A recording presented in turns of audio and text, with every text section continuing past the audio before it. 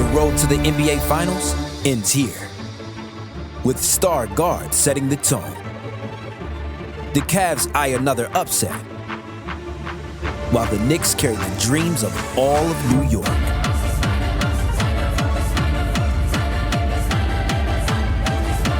The Eastern Conference Finals continue on ESPN and ABC.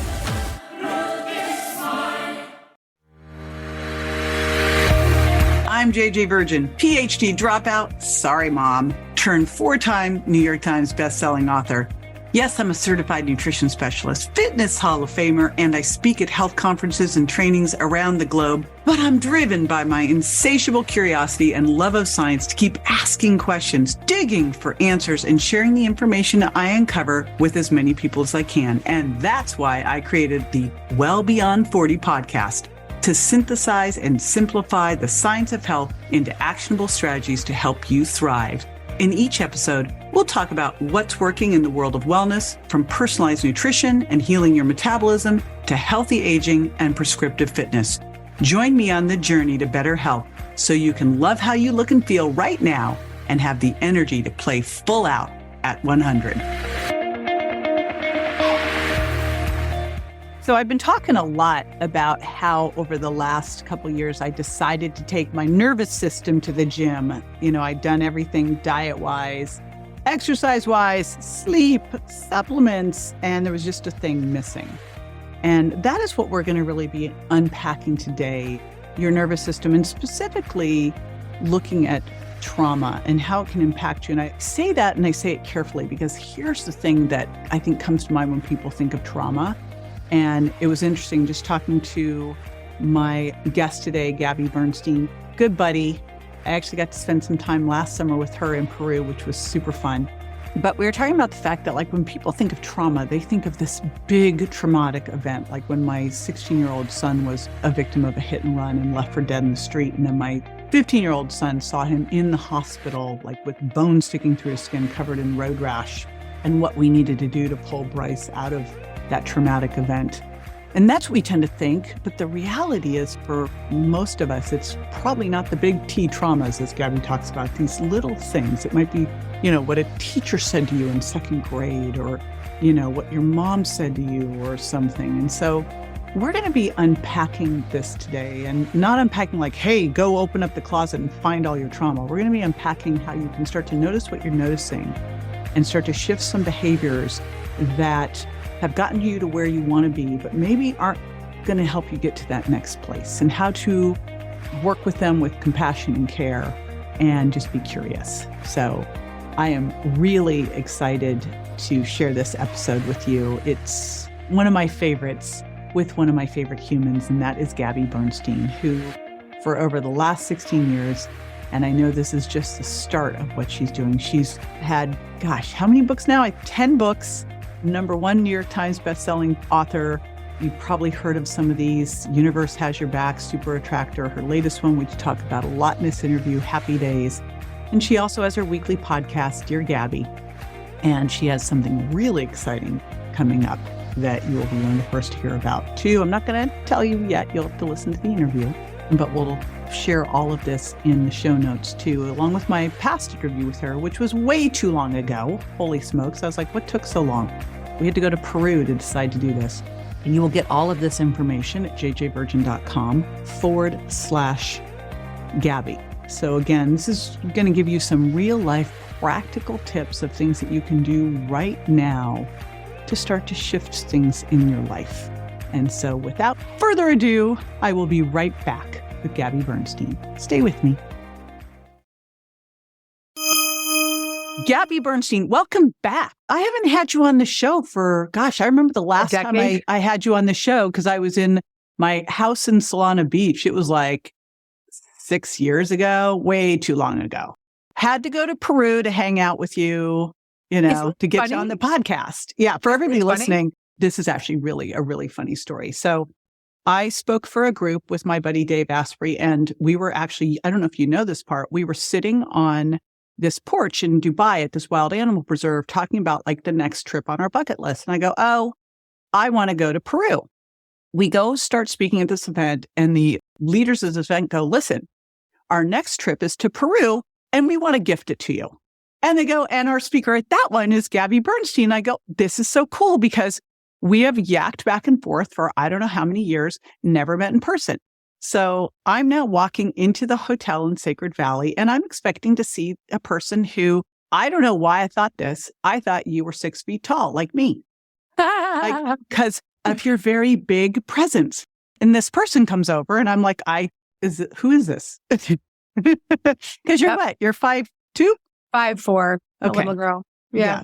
But you don't come off as that. I get that a lot. People always meet me and they're like, you're so much smaller than I thought. I'm like, yeah, well, big personality. Yeah, so I'll have to find that picture from us on Machu Picchu You're like standing 10 next to feet each taller. other. So they'll get it. So that was Yeah. so super fun. It was really fun to get to experience your teachings and everything else. And it's a perfect real setup for this audience because I feel like now with Well Beyond 40 that there's like a little switch that flips at 40 where all of a sudden you're really ready to take on maybe stuff. And I used to call it, put it all in the closet and save it for later. Right. And I feel like we're ready to open up the closet and start digging into some of our stuff so we can really feel deeply, live our life deeply, do all that stuff. So that's where I'd love to start with you, especially you, as I was like going, I have no idea how old you are. Are you 40 yet?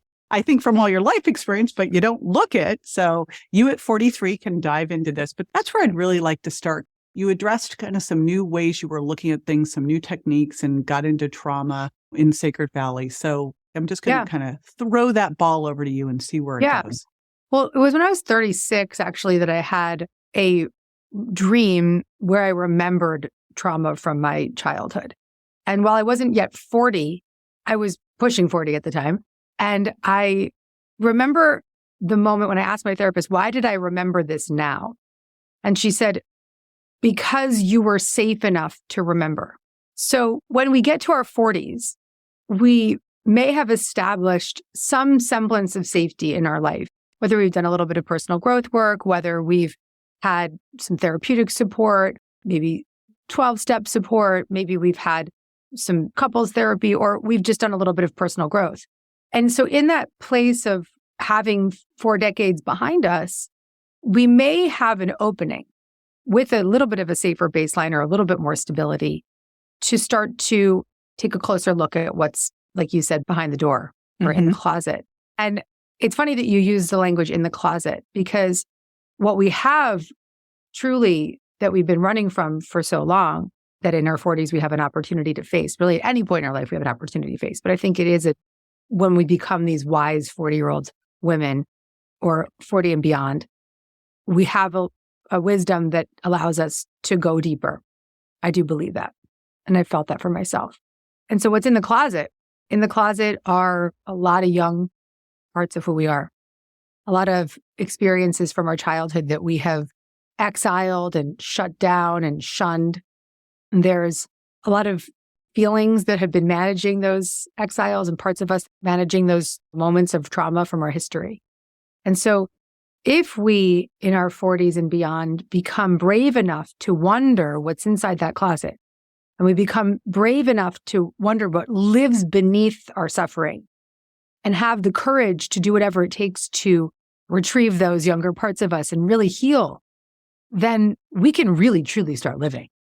And while I look back and I'm like, oh, wow, like my hair was so thick in my 30s or like, my skin was so, I had a 6-pack or whatever. All that was great, but I would not trade that in for the world. I am so much more grounded, resourced, wise, adult, connected in my 40s. And just wait. Just it gets better and better and better and better. And honestly, like in your 20s and 30s, you're like, this is really, you think that this is the best time. You look your best, you feel your best, like you've got all these opportunities ahead of you, et cetera. Something happened at 50. I went, wow, this is the best. Yeah. And then as I was heading into 60s, and I'm also really fortunate that I have some amazing women who've gone ahead. Like I have some very close friends who are in their 70s. And I look at them and they are who I aspire to be. Like, I think that one of the things that we don't have enough of in our world are great elder role models. It's like we have such an ageist thing going on, but this thing that happened in the 50s and 60s has been so incredible. But, you know, the big question would be, because I look at this very similar to business. And, in business, they say, well, what got you here won't get you there. And you have to reevaluate your team and all these things. And I feel like it's the same in how we went through our 20s and 30s, kind of ignoring some of this stuff and just racing through life. And then all of a sudden you're ready to start looking at some of these things, because really to feel deeply, live big, go through your purpose, everything else, you have to address what's in the closet. But how do you even know what's in the closet? Yeah. Here's what you can know right here, right now. We all got some stuff in the closet. You might not know what's in the closet, and nor would I advise you to go open the door. What I would advise you to do is start to look at the ways you've been managing those deeper feelings. So we have these historical experiences and wounds from our childhood, times in our life when we were traumatized or not cared for, or we had an attachment breach or an alcoholic parent or an experience of feeling inadequate or something that was not tended to or processed. And so we built up a lot of protection mechanisms to push down those really terrifying feelings. And so you have the first step to become aware of those protection mechanisms. So maybe you do it through overworking, or maybe you do it through overeating, or maybe you're managing your big feelings by being rageful or controlling. Maybe you're managing your big feelings with even more extreme behaviors like alcohol abuse or drug addiction. And so we build up all these different forms of managing. And so I think a first step, and I'm actually writing about this right now in my 10th book, I'm writing about what is known as internal family systems therapy, which you heard me talk about in Machu Picchu. And the book is called Self-Help. And it's really teaching you to start to look at these forms of protection, the ways that you might have been managing your life for so long. And I can't imagine a better time than in your 40s and beyond to just take a closer look at the ways that you've been managing everything to stay safe. And so right here, right now, you can just check in with your life, and you could look at what are 3 things that I do most of the time to try to, numb out big feelings or push past or manage my life to feel okay. Do you know what those few things are, JJ? You know Joe Polish, right? Mm-hmm. So I remember Joe Polish gave me this huge lecture about it. And it was funny. I was just mentioning this to you before we started recording. I know what my default always has been. I'm actually in the space right now, like this has got to shift. But one of my big ones is always work. Overworking is definitely like the place I will go whenever I'm upset. The other one is running. And one of the interesting things when I, met Tim, first time I've ever really been in love in my life, like he is my perfect guy for me. However, I had to really deal with my self-talk when I met him, because at the hint that there might be a problem, I was like, I'm going to run. So those are the 2 that come up for me that are just like running away, like running, leaving, away. Ditching. I think I'm an adopted kid. And one of the things that when you're adopted, you're always, and I've read about this from this really amazing book called Primal Wound, but it's like you always feel like you could get dumped again. And so, let's just dump first. So I was always like, I can't rely on anybody but myself. I've got to do this myself, like all of that mantra stuff, right? Yeah. And I'll just ditch first. It's really profound what you just said, because were you a baby when you were adopted? Yep, 6 weeks. Back then, this is crazy what they did. Mm-hmm. They were closed adoptions where they matched you with the other parent so that you would all look alike. But for 6 weeks, they had a cooling off period. So instead of giving you straight to your mom, because to me, your real mom is the person who had to deal with you in adolescence, they should get that badge of honor. They didn't. They put you into a foster system for 6 weeks. That's horrible. Like what? It's so ridiculous. So, what's so interesting about that, first of all, I just want to extend a lot of compassion to you, because those first 6 weeks are the most important bonding periods. And so if you didn't have any form of bonding, that's going to... And who knows what it was, because maybe I had huge bonding and then it was taken away. Maybe I had no bonding. I know my birth mom got to see me, and then they took me away immediately. Like she basically saw me and I was gone. This is really big, because I think so many folks think like, oh, I was a baby. Like, I don't remember that. Oh no, like your body remembers, your nervous system remembers. So just because you were an infant, that doesn't mean there's not an imprinted neural pathway, an imprinted memory of that kind of being passed around and not having that form of connection. So of course you'd have a protection mechanism of running, of course. And so I appreciate your vulnerability and your honesty, because I think a lot of people may not have had the level of self-reflection that you've had in your life, but they do know and are aware of circumstances in their childhood that may not have been as great as they could be. And so as we start to look at that, we can recognize, oh, okay, well, I've been working really hard to push down those big feelings. And so right now, as I look at you, I have a lot of similar protection mechanisms as you. Like, I've really helped them become a lot less extreme. But formerly it was like work addiction, and it was formerly, I never was a runner, but I would, have other forms of saying, if nobody else does it, I have to, that kind of story, that still lingers for me now. And so we have these different ways that we live, and we often think that that's a bad thing, or I'm a bad person, or I'm so hung up, or I've got to work on this. But what if we just flipped the switch for a second and just looked at it and said, of course I would act like that, because look at what happened, right? Like, seeing ourselves through that lens of compassion, like, this was the best I could do to survive. This has been the best I could do to survive. And to see those protection mechanisms as a part of who we are and really have respect for it, right? But, not want it to go on in that extreme way, but to start off baseline with some respect for it. So not harshly judging yourself. Correct. Having compassion and care. And then knowing that you want to move past it. So what's the process? Well, it's not moving past it. It's befriending it. Because the more we try to move past, these extreme patterns of, anxiety or addiction or running or all the things that we've talked about here, they're called protector parts. They're managers managing our life, or firefighters putting out the fires with addiction or workaholism or whatever. We live in these ways and these patterns and these behaviors, and these patterns are parts of who we are. And so instead of trying to push past them or get rid of them, the work that I'm so proud of in my own life and in the work that I'm teaching now is IFS, is to befriend them, to be curious about them, to have a open heart towards them. And we can't just flip that switch, but we can start to open up our mind and our patterns in our nervous system to start to see these parts of ourselves through a different lens. And what's really powerful is that when we start to become curious and start to check in with this inner world of managers inside of us, we start to open up to moments, even glimmers of relief, or a moment of calm, or a moment of compassion. Like, I felt so much compassion for your runner part just now, because I was like, of course she would be running. This is such a core experience from her when she was 6 weeks old, right?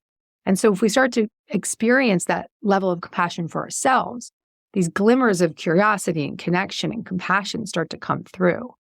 And so the work is to become first and foremost aware and conscious of the fact that these behaviors that have been running our life are not poor behaviors. They're not bad. We're not bad. They're parts of us that have been managing our big feelings that we haven't been able to face. That's the first step. And the big behaviors, like I listed mine, but what are some of the classic ones, just so people can start to think about, is this something?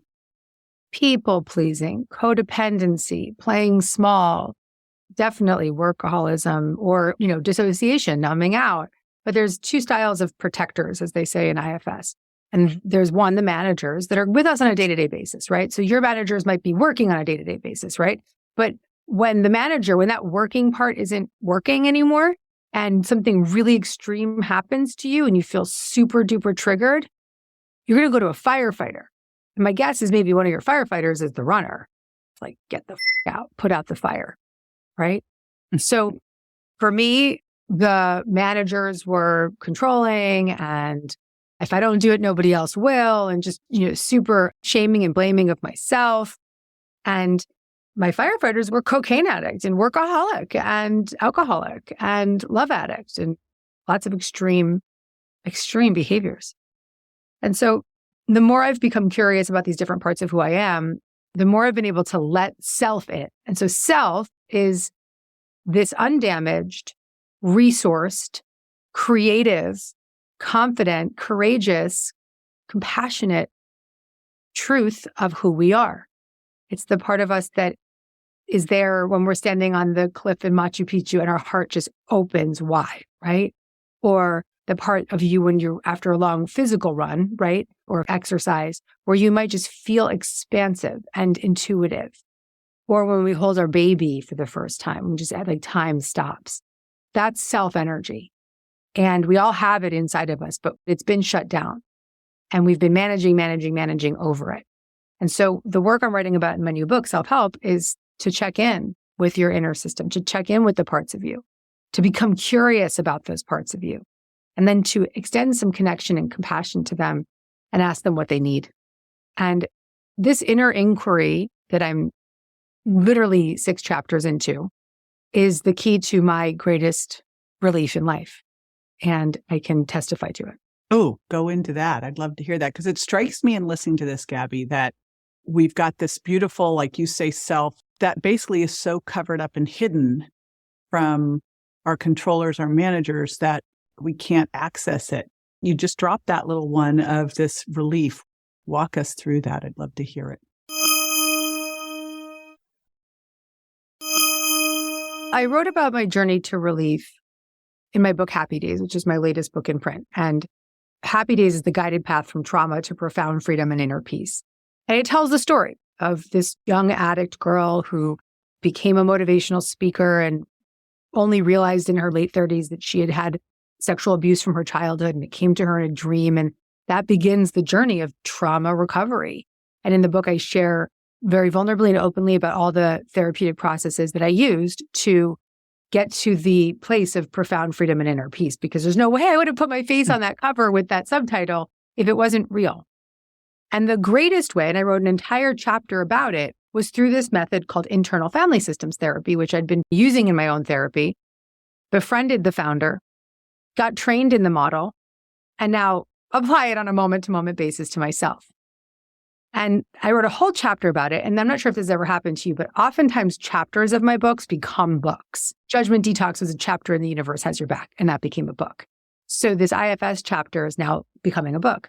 But the thing about internal family systems therapy is that oftentimes, really, truly, people don't have access to it unless they're in therapy, unless they're in treatment.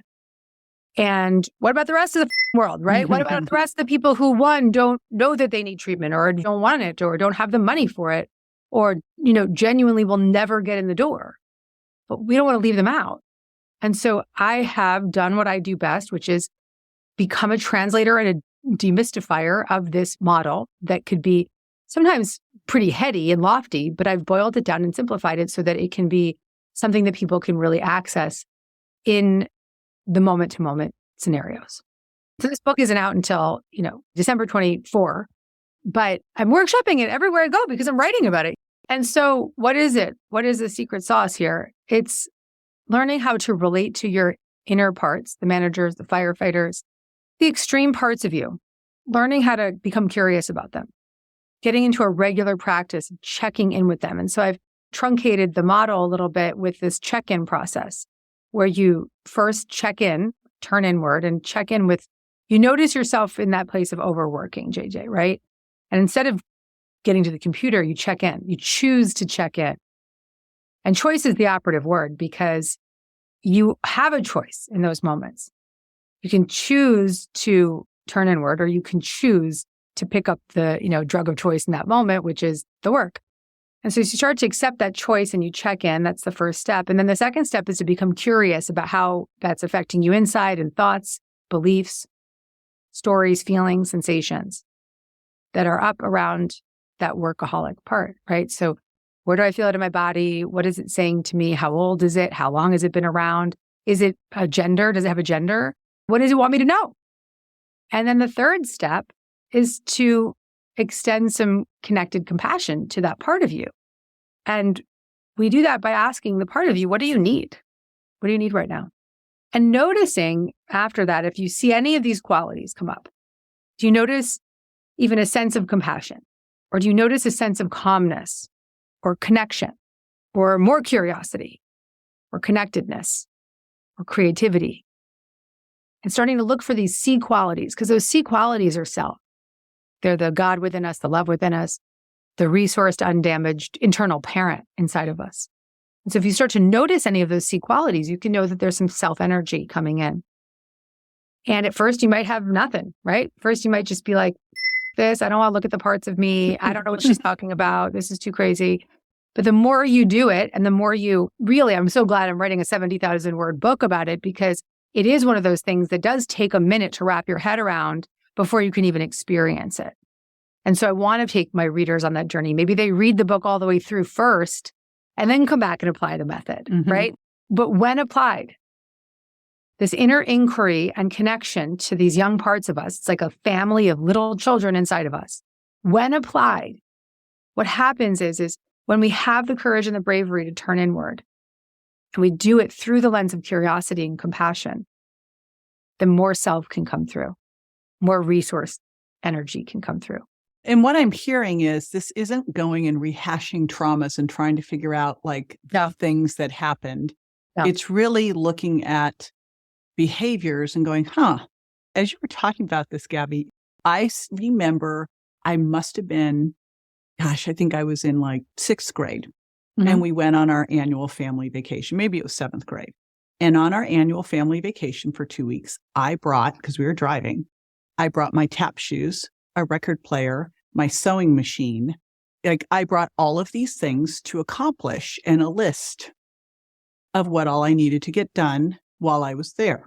And I remember my mom sitting down and crying, saying, can't you just relax and have fun? I go, this is fun.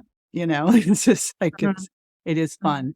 And what I'm really hearing is like, you don't have to go identify the thing that might have been the cause. You just have to identify that reoccurrent behavior and look at it. For me, again, like it got me to a definite certain place and then it stuck me there. I think the level at which I'm sharing this information is a step 1 level, right? It's like, become curious about how you've been protecting yourself. And if you're really moved by it, the next step would be go do some IFS therapy to take a closer look, an even closer look at the exiled parts, right? The 6-week-old baby or the traumatized little girl, or to go deeper. Now, if you never went deeper, would you have relief from just working with these protection mechanisms? Yes. Okay. So the answer is this work that we're talking about here is not about dealing with the exiled parts. That's really for therapy. Okay. This is about having respect for that part of you that's been a workaholic your whole life and recognizing that there's no bad parts. That part has just been in an extreme role, working her off to keep you safe. And you know what, JJ? She's done a lot of good along the way.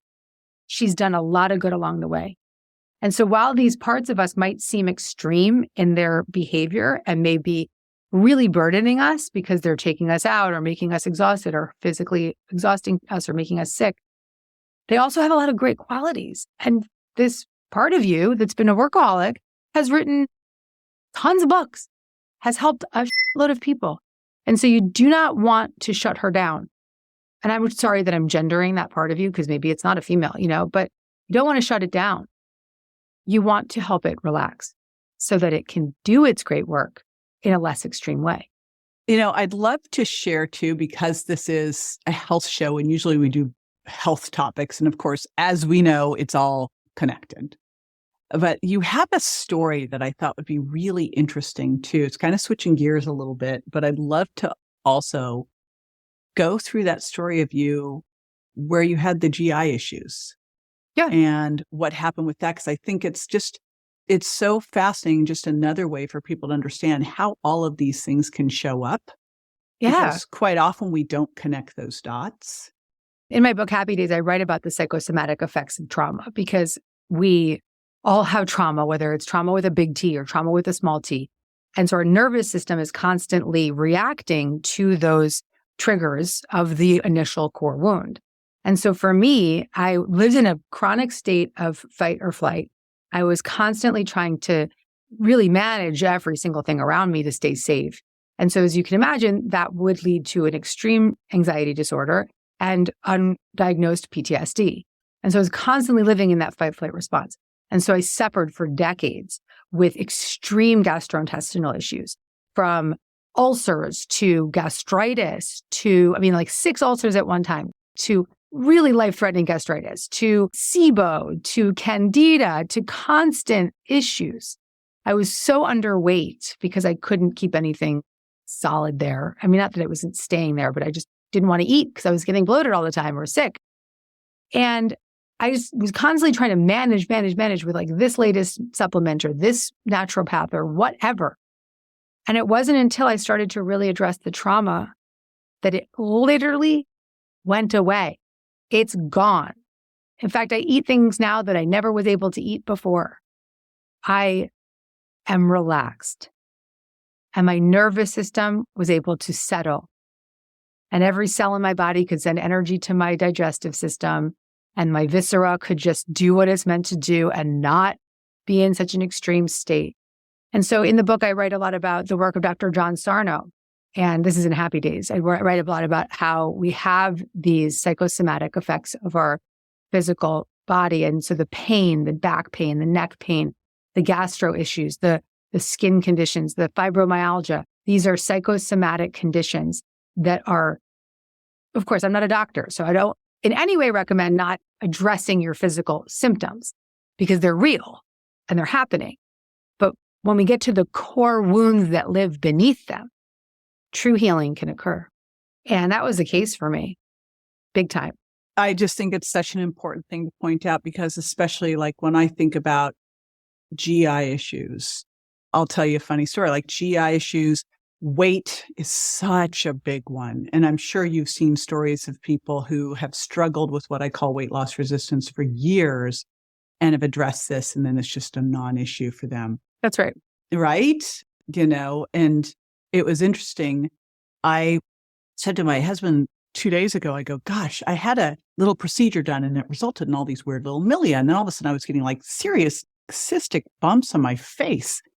And I go, what the heck is going on? And I figured it was from the procedure. He goes, honey, you are under like one of the highest degrees of stress I've ever seen you under right now. I'm like, oh, gee, I was like trying to point the finger over there. And I'm like, oh yeah, you're right. Right. But we tend to look, I just must need a better topical. So our physical conditions, JJ, are also protector parts. And this is actually the work of Dr. John Sarno. He wrote the book, How to Heal Back Pain.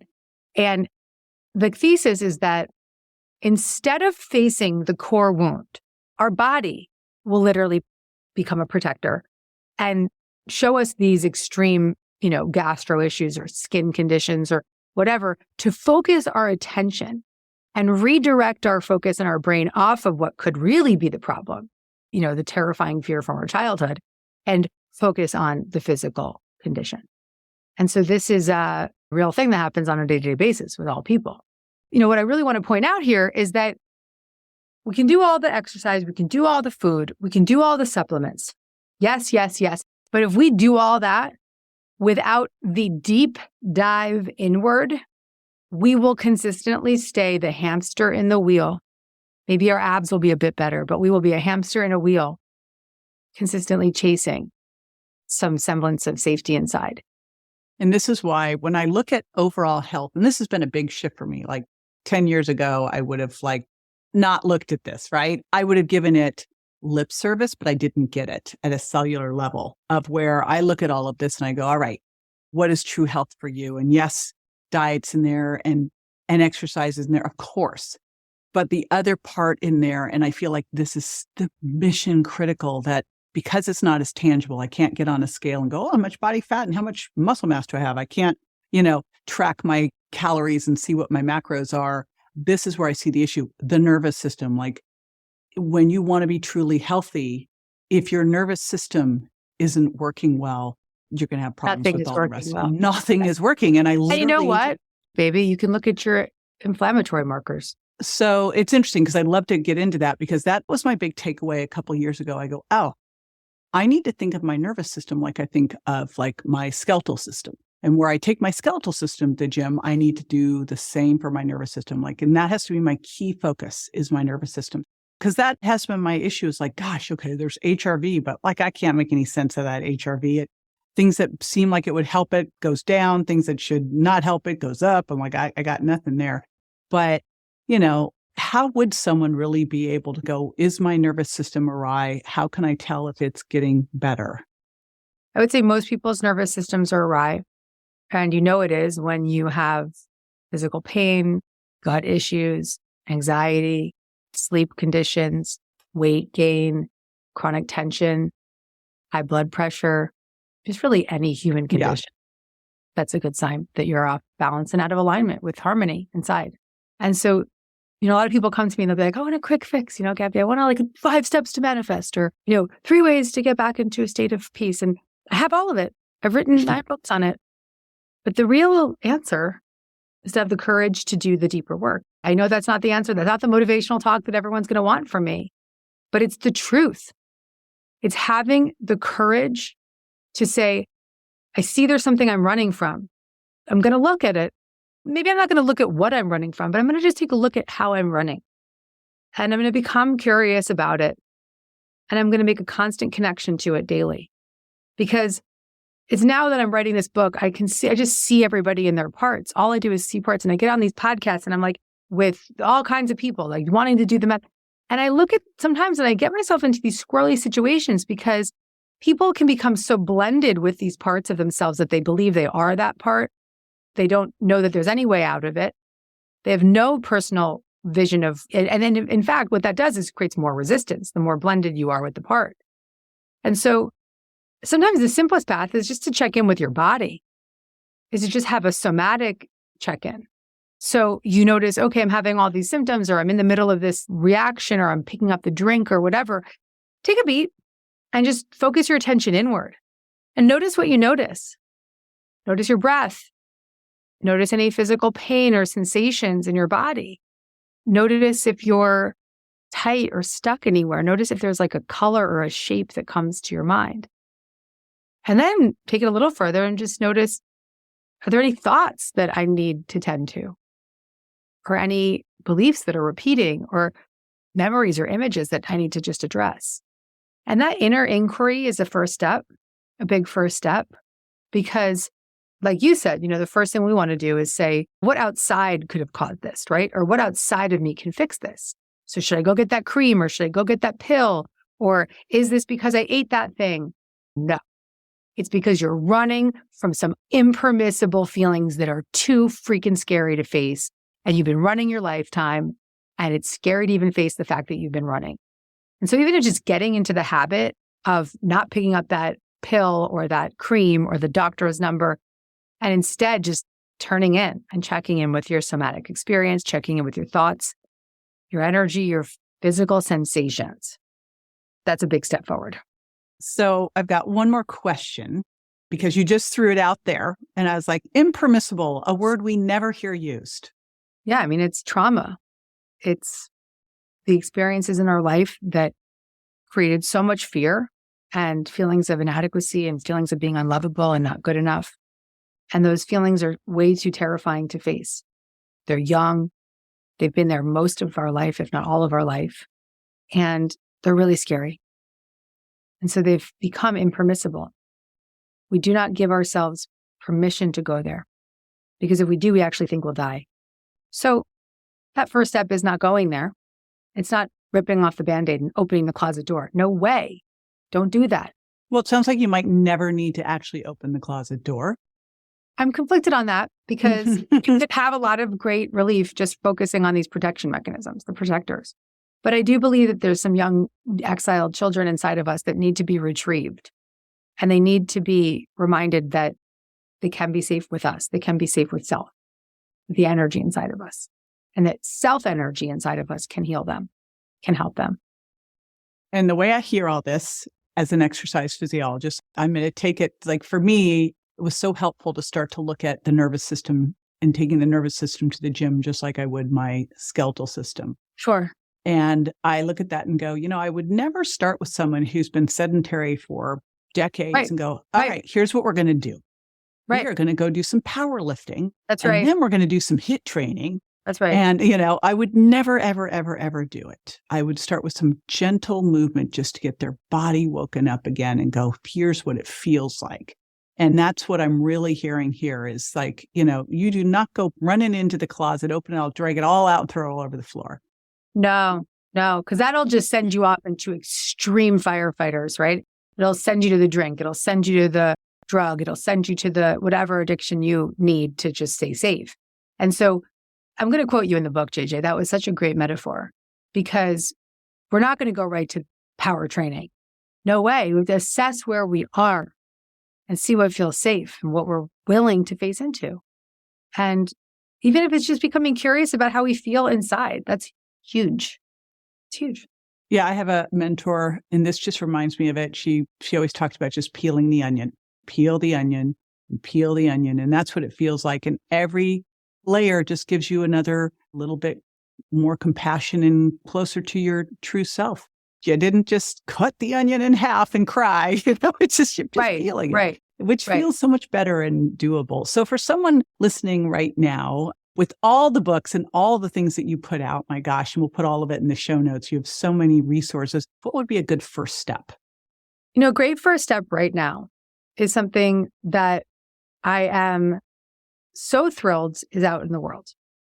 And it's the Gabby coaching app. So, for years, JJ, people have been saying to me, oh, Gabby, do you do private coaching? And I would just say, no, I'm not able to. And I wanted to serve so many souls. That's my primary intention in life, is to serve souls. And so I knew that it was time for me to take my body of work and really make it something that was going to be accessible to the masses and affordable and easy to access. And so I created the Gabby coaching app. So every week, every Sunday, you get weekly coaching from me, meditation, workshopping, journaling. This is fabulous. It's so good. So yeah, you can listen to an audible affirmation every day from me. You have hundreds of meditations. You have hundreds of workshops and lectures, like old lectures and workshops. You have the Get Gabby section, which is like having me on speed dial. So if you're feeling anxious, you can just like press a button and I'm there. I'm like, I hear you. I'm with you.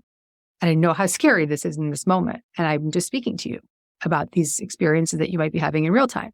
Quarterly challenges, everything. So all of my greatest principles and methods in one place. Okay. So I love this so much. I can't even stand it. And the reason I love it so much is because this is really what someone needs. They don't need the one coaching session. The one, I always say, going to the gym one time is not going to change your life. It's just going to get you sore. It's funny too. You need the daily things.